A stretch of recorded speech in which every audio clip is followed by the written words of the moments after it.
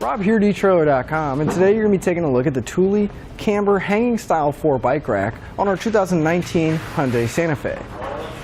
Now our Thule bike rack is going to allow us to carry up to 4 bikes with us, so we can take our family, our kids, or friends with us, and we're not going to have to take several different vehicles. Now since it's a hanging style bike rack, it's going to hold our bike at 3 different points.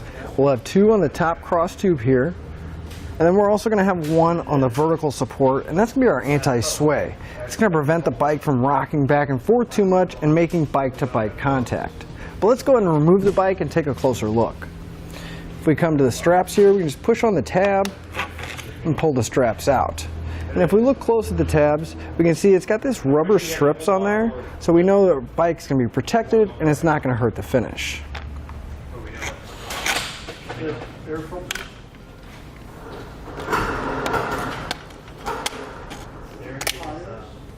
We can grab our bike and we'll set it aside for right now. And with our bike removed, we can take a closer look at the cradles here. We can see the material inside is going to help protect our bike, keep it secure, and the grooves in here are also going to help with that, but they're there in case we have any kind of brake cables, so they can sit in there and not get damaged. Now each one of these cradles is going to be 7 inches apart. And that's going to be an optimum space for putting your bikes on, not have to worry about the pedals clashing or the handlebars getting in the way of each other. Being able to take 4 bikes with us is a great thing, but as you can see, it's going to be adding quite a bit to the back of our Santa Fe, so I'd like to give you a few measurements. If we go to the very back of the bumper, and we find the furthest point on our rack, it's going to be right about 42 inches. Now at the closest point, it's going to be at the back of the mast here. That's going to be right about 5.5 inches, so we got a good amount of clearance. Now as far as ground clearance go, the lowest point of our rack is going to be down here, and that's going to be right about 10 inches. Now if we're parking our Santa Fe, we need to pull in the garage, we need a little bit more space, we can come to the lever at the top of the mast back here, lift it up, and then we can actually rotate the arms down to take up some of that space. And you can see it's a lot more compact now. If we measure at the same point on the back of the bumper, we're only going to be adding about 10.5 inches, so it did make quite a bit of difference.